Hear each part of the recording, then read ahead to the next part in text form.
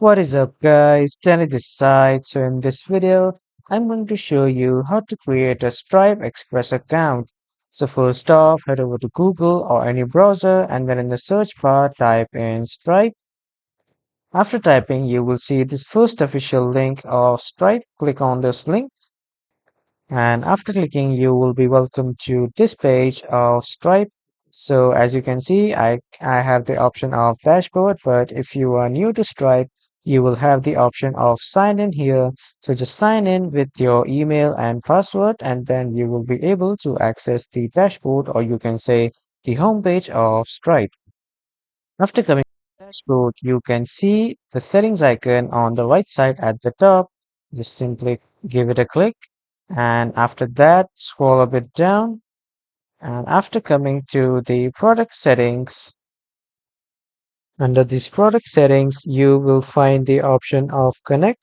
But if you can't find it here, at the top, you have the search bar. Just type in connect. And from here, you can see this option and you just have to click on the first option, connect onboarding options.